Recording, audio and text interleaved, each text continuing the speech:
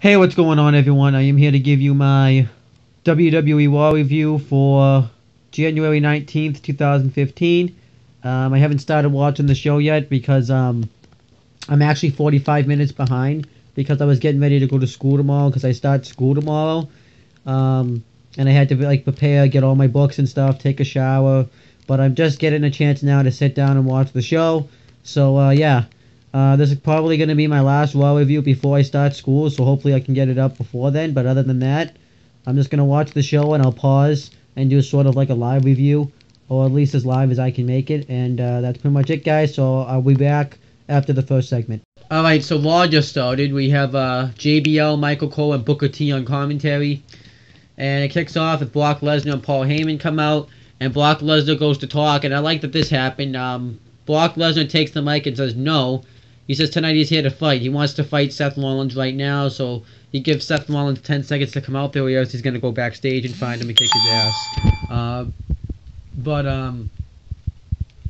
Instead what happens is Triple H comes out and says, you don't want to do this, we'll go backstage, we'll talk about this, and Heyman doesn't want this to happen either.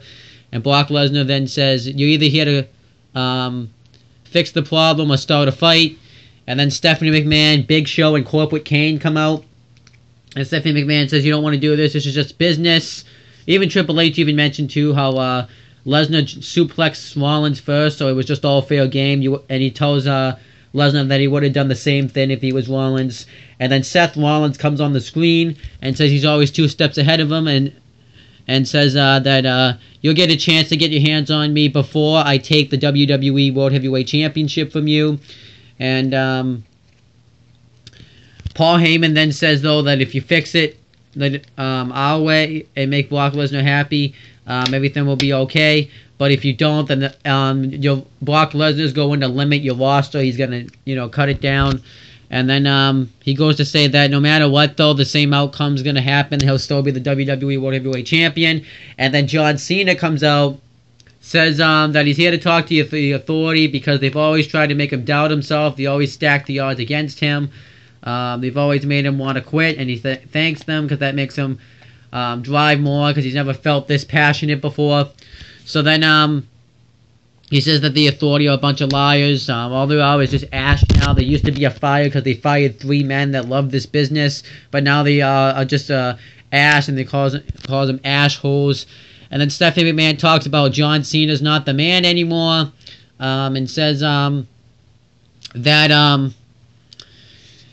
you used to be able to fight against the odds and overcome them, but now you can't do that because you went back on your word and brought back the authority. And then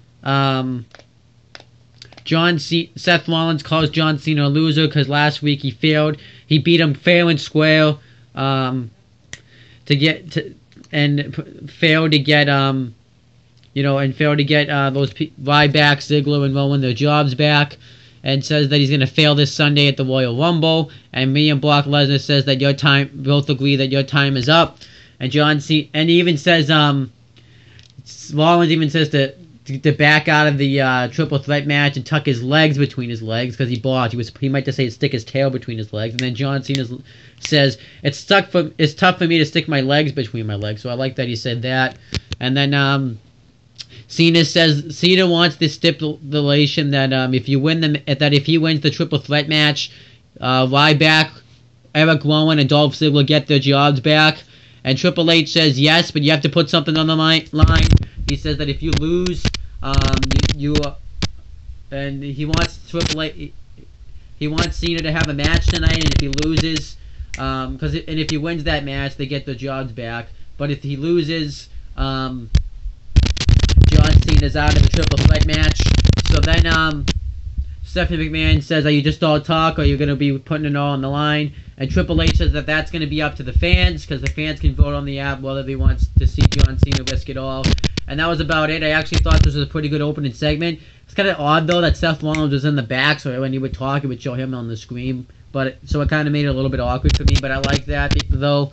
Other than that, I thought this was good stuff, and I don't really know who John Cena's wrestling. I hope it's not the Big Show, though. That would kind of suck. And I hope it's someone that he's never faced before, but he's pretty much fought everybody. But I can't wait to see. And right now, Daniel Bryan's about to go one-on-one with Bray Wyatt. And I can't wait to see that match. So let's see what happens. Alright, so now we have Daniel Bryan versus Bray Wyatt. This match got a lot of time, and it was great. Daniel Bryan hits a drop kick through the ropes on the Wyatt, and he dives right off the turnbuckle onto Bray Wyatt. And then Corporate Kane comes out, and his music plays and everything, so he can watch the match. And then Daniel Bryan kicks the rope right into Bray Wyatt's face. He goes to go off the second turnbuckle to do a dive on the Wyatt, but then he gets uppercut. Wyatt throws him into the barricade, drives him back first into the ring, and then he hits a flying forearm on him. That's like that high class body he does, and Bryan overcomes all that and kicks out of it. He even Bray Wyatt even like pulled Bryan's hand, and while he was in the ropes, and his neck went right into the ropes, so that kind of hurt his neck for a while. And then it comes back from commercial, and Bray Wyatt also hit a wicked clothesline on Daniel Bryan too. And then Daniel Bryan makes a comeback. He hits a hurricane off the ropes, tries to cover him. Bray Wyatt kicks out. He hits those yes kicks, and then he hits a suicide dive through the ropes onto Bray Wyatt. And then behind the referee's back, Kane pulls Bryan, and he goes face first into the ring. And then Wyatt throws Bryan into the second turnbuckle, hits the Sister Abigail for the win.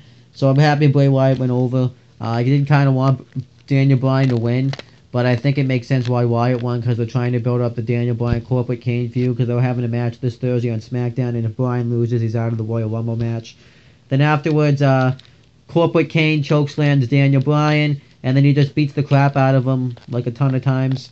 And I thought that was good stuff. You made Kane look strong. I think that's something that needed to happen, because I think they want people to doubt that Daniel Bryan's possibly going to lose this Thursday, which isn't going to happen. But they want people to have that doubt. So then we find out that Dolph Ziggler tweeted something like, because they have to do that poll later. And Dolph Ziggler says, "Listen to the WWE Universe. Listen to them, not them." And them referring to the Authority. So I thought that was good stuff. And I can't wait to see what happens next. But this was pretty good stuff. The Daniel Bryan Bray Wyatt was a great match. Alright, so now Eric Rowan sends a tweet that says, "Ripped away from a place of acceptance makes me crave it more," which means I think that the WWE accepted him, and now he wants it more. So, then Triple H is on the phone backstage, and Kevin Nash and Scott Hall come up because it's the RAW reunion night, and they said, "Why don't you ditch the suit gimmick and dress around and hang around with us?"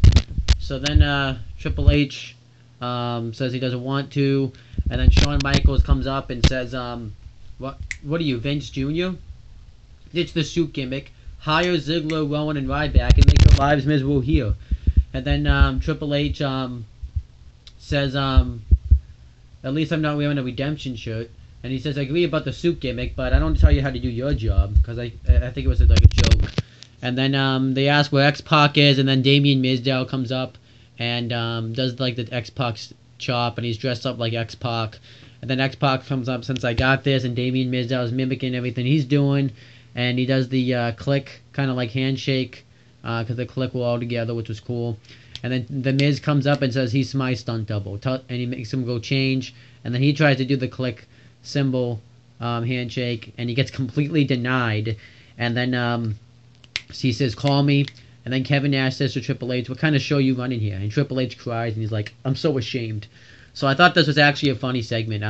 The thing I didn't like about it was they pretty much just gave away that wrestling was fake. But I think everyone should know that. But I don't think that's something you should be doing on like TV. You should be. But I thought this was a funny segment. It was cool to see the click together. So yeah, I thought this was good stuff.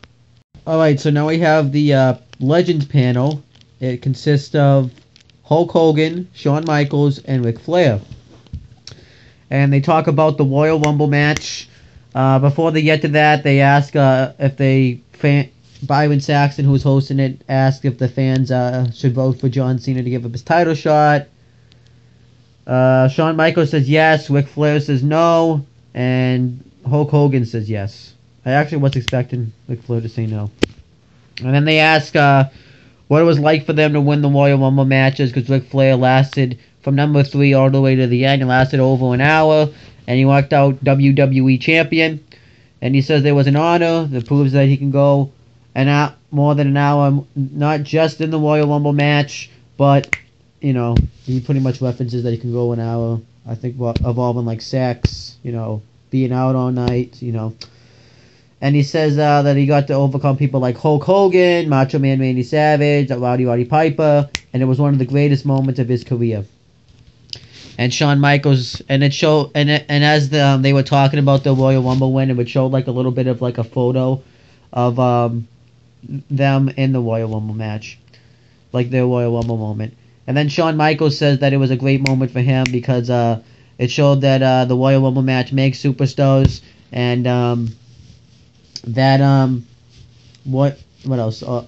And that he I think that he wouldn't be, that there'd be no Mr. WrestleMania if it wasn't for the Royal Rumble. And he said there'd be no Hogan or Flair if it wasn't for the Royal Rumble. Like, they would be nothing. But Hogan was already something, and Flair was already something, so. Because that was when Shawn Michaels entered in, he's won 2, but the one that there's most memorable was when he entered in number 1 and was able to just keep himself in because only one of his feet hit the floor. And then Hulk Hogan says that it was all the competitors made it difficult. And then they ask who's going to win the Royal Rumble match. Shawn Michaels says Bray Wyatt because he's a little bit unhinged. I actually thought when he was saying that he was going to say Dean Ambrose.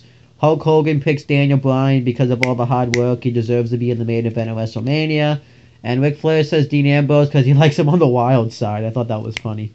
And then the Big Show comes out, makes fun of him, calls them all has-beens. Says that he beat Hulk Hogan his first day to win the WCW title. Says that he beat Ric Flair, and he took him a hot spot, and he was in the figure 4 leg lock, and he choke slammed him and took away his spot. And Shawn Michaels left because he was afraid that the Big Show would end his career. And he's upset that they didn't pick him to win the Royal Rumble match because and he says no one's gonna win the Royal Rumble match. No one in the locker room, not the people they picked, and not Roman Reigns. So then Ric Flair steps up to him. He attacks him, and then he gets knocked out by Big Show. Roman Reigns comes out, and Big Show tells him to leave. Says that you'll get knocked out, I don't want to hurt you. And then Roman Reigns beats up Big Show. Big Show tries to choke slam him. Roman Reigns counters it and clotheslines him over the rope. So that proves that someone can eliminate Big Show from the Royal Rumble match. And then afterwards, Roman Reigns checks on Ric Flair, makes sure he's okay. And then afterwards, backstage, Renee Young's interviewing John Cena. And the fans, it's pretty much a landslide. They do want him to have the match. And if he loses, he has to give up his title shot. And he says that this is going to prove that I'm a champion. You know, it's the typical John Cena promo. I thought this was good stuff. I liked the Legends panel just because it was cool to see, you know, Hogan, Flair, and Michaels in the same win, even though we've seen it before, but I liked it. And I liked the stuff with Big Show, even though he was kind of acting like a big pussy after Roman Reigns attacked him, but I still thought it was good. I like this stuff. This is what Roman Reigns should be doing, not talking, fighting. But that's pretty much it, guys. I'll be back to talk about the remainder of the show. Alright, so now we have Bad News Barrett versus Dean Ambrose. One point in the match, it looked like Bad News Barrett kicked Dean Ambrose in the throat. And the commentary was pretty good in this match. Booker T says, because Bad News Barrett's a 5-time Intercontinental Champion, and he does his 5-time catchphrase. And then JBL is like, they should turn that into Bad News Barrett should turn that into catchphrase and put his hand in front of his face. And Booker T's like, yeah, that would reference the fact that I've held the WCW title. I thought that was good stuff. But this match is pretty good. Dean Ambrose starts to sell the leg injury that he had, but he's still able to get the win with the Dirty Deeds. But I thought it was a good match. Nothing great or anything. That's about it. I thought this was good, though. Let's see what happens. Alright, so they just showed the Royal Rumble video that they like to show every year. And I'm just going to mention some of the things that are the statistics. Like how Shawn Michaels has the overall record of eliminations of 39. And Roman Reigns has the most of eliminations in like a single Royal Rumble match of 12. Santino Marella has the shortest time in a Royal Rumble match at 1. No one's ever going to beat that record. Santino only lasted 1 second in a Royal Rumble match. No one's going to beat that record. Rey Mysterio has the longest record in a Royal Rumble match at 62 minutes and 12 seconds. And overall, in like any Royal Rumble match, Triple H has the record at 3 hours, 52 minutes and something seconds. It's like around that point. They talk about how it's the first time it's going to be on the WWE Network. They talk about the weight capacity, the fans, how many there's been, how many Hall of Famers have been in it, how many 9 new people have won it. I think they said 12. I forget how they said the Hall of Famers were in it though. They talk about how you win. You can't 2 feet has to touch the floor. How you get? I mean, that's how you get eliminated. 2 people wanted from number 1 being Shawn Michaels and Chris Benoit, but they don't like to reference Chris Benoit for obvious reasons. And 2 people won number 30 being John Cena and Undertaker. And Stone Cold has the most victories in a Royal Rumble at 3. And that's about yeah, that's about it. And they go through, like, you know, that's the typical Royal Rumble video. I like to watch it. And then the New Day comes out. They have a match. The New Day consists of Kofi Kingston, Big E, and Xavier Woods. I think it's kind of strange how today's Martin Luther King Day. And they played the Martin Luther King video, and he was against racism. So I wonder what Martin Luther King would be saying if you watch this. Because the New Day is a stereotypical group. And they talk about how they're positive, though, because if they're negative, then everyone goes to the hospital. And that's about it. They just kind of get on the mic and talk as they go to their entrance. This is the New Day, like I said, to joke, so I don't care about it. And I bet they're going to face Cesaro, Tyson Kidd, and Adam Rose. It was Kofi Kingston and Big E with Xavier Woods versus Cesaro and Tyson Kidd, because it was just a tag team match with Adam Rose. I skipped the match because I don't care. And Kofi rolls up Cesaro for the win, though. I went back and watched how they won. I just don't care. And now it looks like the NWO are going to come out, which is going to be Kevin Nash, Scott Hall, and X-Pac. So they're all in the NWO. I think it's kind of, I don't know if this is the Wolfpack version, but I think it's weird. If it's the Wolfpack version, then that's one thing. But it looks like it's going to be the black and white version. So why isn't Hulk Hogan out there? I don't believe it should just be those 3, but maybe they didn't want to have Hulk Hogan do too much. I don't know why, actually, Hulk Hogan isn't out there. I don't know. But this hour with this one, this was not good. Alright, so we got the NWO We Union with X-Pac, Kevin Nash, and Scott Hall. And they talk about how the NWO made wrestling great, made the WWE great, created the Attitude Era, made DX. I'm only going to go through who's in that right now. And they also made Stone Cold Steve Austin. So then afterwards, the Ascension come out pretty much and talk about how they're greater than the NWO, they're greater than any tag team, including from WCW, and tell them welcome to the wasteland, and they're going to take them out because they were just waiting to be taken out by someone. And then JBL gets off commentary and says, "You're just nothing but, losers that spray paint, that put face paint on, and call yourselves a real tag team. Well, if you want to see a real tag team, I made a call." And I knew exactly where he was going in this. He takes off his shirt, and it's an APA t-shirt. And he brings out his tag team partner, Farouk, or if you want to call him Ron Simmons, or whatever you want. But then the New Age Outlaws come out, which consists of the Road Dogg Jesse James and the badass Billy Gunn. And they say it wouldn't be a party without the New Age Outlaws. And we have a bunch of old people that can go. He calls the NWO something, and he calls the APA horse racing, gamblers or something. And he calls the Ascension jackasses. So then the New Age Outlaws fights with the Ascension. Billy Gunn hits a power slam, and by the way, he cut his hair since the last time we've seen him. And then JBL hits the clothesline from hell, and everybody stands tall. I actually thought this was great. I love this, even though it made the Ascension look weak. It was cool to see everybody, all these old tag teams back together with the NWO, the APA, and the New Age Outlaws. I thought this was great. I thought it was good stuff. Alright, everyone. I'm back for my first day of school.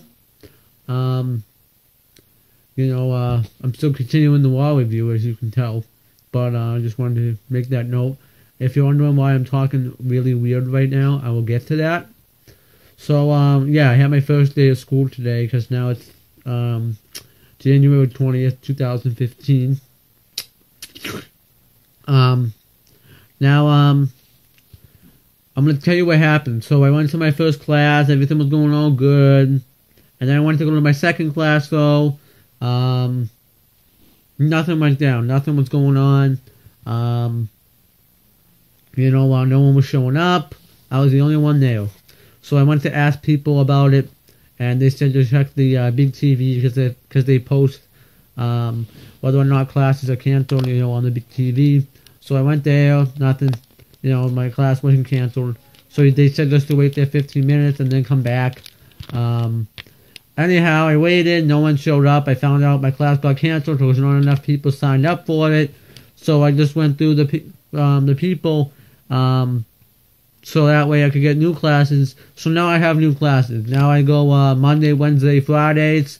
I'm there from 9 o'clock until like 1:45, 1:15. That's around my classes are. 1:15, 1:45ish. So that's how long my classes are over.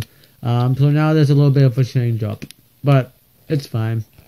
But anyhow, yeah. And why I sound strange is because I got my retainer today. I'll be more than happy to show you, but I can't because I have to keep it in at all times unless I'm eating or brushing my teeth. So maybe I'll take like a picture and put it on the Facebook page and show you that. But other than that, let's just get back to RAW. So you don't really need to hear about my school life. So Triple H and Stephanie McMahon are backstage, and I think I have a little bit of a lisp. So, you're gonna have to excuse me. But, they're backstage and they're gonna announce John Cena's opponent. John Cena, so tough. John Cena's opponents, tonight. And if he, wins, he, gets Ryback, Dolph Ziggler's, and Eric Rowan's jobs back. If he loses, he, is out of the triple threat match at the Royal Rumble. So, we found out they even have a little drum roll play, and the drummer keeps stopping every time they say his opponents. So he's like, we didn't tell you to stop. So we find out his opponents are Seth Rollins, Big Show, and Corporate Kane in a handicap match, and then they fire the drummer when they keep doing his job badly. And they said, he's never going to work in this town again. And then and then the trumpet plays like sad music, and then it's like, ugh. So that was funny. Then we got Natalya and Paige versus Summer Rae and Alicia Fox. It's a Total Divas match. And we have Nikki and Brie, the Bella Twins, on commentary. We find out that the Bella Twins are going to face Natalya and Paige at the Royal Rumble. The match was just a match. Paige makes Alicia Fox tap out to the PTO, and that's about it. So that was nothing. And then we found out on the pre-show that we're going to get the New Day versus Cesaro, Tyson Kidd, and Adam Rose in an elimination tag team match. That match is going to be a joke, but I might just check out that match anyways. And then we got Rusev with Lana versus R-Truth. And R-Truth says that all the Americans wave the red and white colors are going to eliminate Rusev first. Then we get the match. Rusev makes R-Truth tap to the Accolade. That was nothing. And then Seth Rollins and J&J Security, which is Jay Noble and Joey Mercury, are backstage.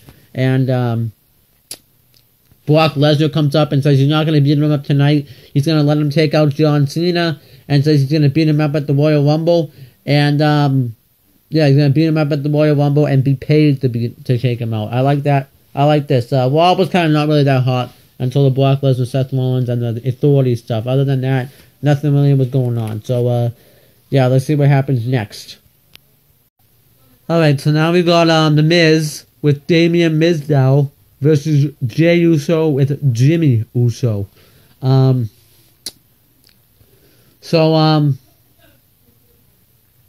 Miz and Mizdow cut like a little promo in the box and say, The Miz is not only going to win the tag team titles from the Usos, but he's also going to win the Royal Rumble match, and he says he has 2 chances because he has a stunt double. Well, I kind of don't get that, because let's say it came down to the stunt double and Miz, not that this is going to happen anyways, but let's just say it did. Like, wouldn't Miz have to fall on the floor first? Well, wouldn't they both have to fall? Like, Miz falls, then he falls? Because obviously he has to mimic everything he does. So wouldn't Mizdow have more of a chance of winning than Miz? I don't really get that. But, the match was okay. The crowd was really into Mizdow as normal, and I mainly just paid attention to him. Jey Uso tried to roll him up because he was pointing at himself. Miz was pointing at himself, and the fans were booing, and Mizdow was pointing at him, and he was booing. Jey Uso tried to roll him up. Miz kicked out, and then Miz pretty much kicked Jey Uso's ass up until that point, and then he super kicked Miz after he went shoulder first into the steel post, and super kicked him, and then he had a splash for the win, and that was it. I thought it was fine. And Hulk Hogan cut the pro Cena promo talking about how he has more of a chance of overcoming the odds, and says that Cena's house of loyalty respect, and said that he doesn't need the title. I thought this was kind of a weird promo. It sounded like Hogan was just a pro Cena fan, so I thought that was weird. But I wonder if he got this before he found out who his opponents were, because there's no way he would have said this if he found out who his opponents were. But the main events are about to start, and I think John Cena wins, but I'm not exactly sure, but we'll see. Alright, so we just found out that the New Age Outlaws are going to face the Ascension at the Royal Rumble. I think that's great. I'm glad that they get to work a program with them, and I'll talk a little bit more about that when I do my Royal Rumble predictions. And then we get the main event, Rollins, Corporate Kane, Big Show, and versus Cena. When Rollins' team had J&J Security out there, and the Authority were out there watching the match. It's a typical match, typical John Cena match. He gets his ass kicked, makes a comeback. He does hit the AA on Rollins, but Kane pulls him out of the ring. Big Show spears him. Then Kane chokeslams him. Cena kicks out. Rollins goes to curb stomp him. And then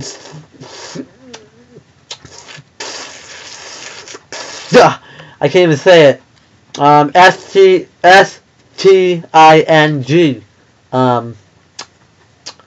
was there. If you don't know how to spell what that spells, it's spelled Sin.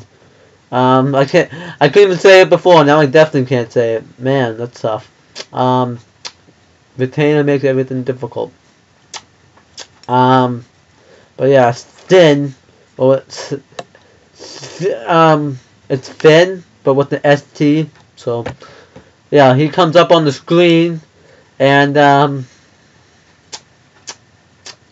he distracts everyone, all the Authority except Cena because he was out. And then Cena rolls up Rollins for the win, and he gets Ryback, Ziggler, and Rowan their jobs back. I'm assuming they'll make an appearance at the Rumble. And then Triple H is irate, said this isn't happening. Where's Sin?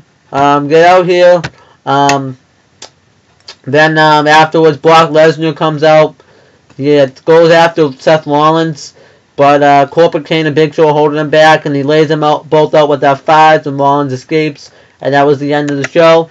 Overall, for Raw, I thought this was an amazing show. The only thing I did not like was the New Day versus Cesaro, Kid, and the Divas match. That's it. Everything else was great. The Legends panel was great. The NWO segment was great. The opening segment was great. Everything was great on the show except those. That's the only thing I can think of from memory. The Miz versus Uso match was good. The Bryan Wyatt match was good. I liked the Click reunion backstage. There was other matches on the show I think I liked. I'm trying to remember them. I think that's about it. Oh, the Royal Rumble video, I always like to see that. And this handicap match. I mean, it wasn't really that great of a match, but it had the moments in it, so I thought this was a pretty good show. Now, if you want to subscribe to me, you can click right here. And you can just check out my future videos. I'm normally good, but when I don't have a retainer, once I get used to the retainer, you'll get to hear me talk a little bit better, because as you can tell, my talking's really suckish right now. So, yeah, that's pretty much it, guys. See you later.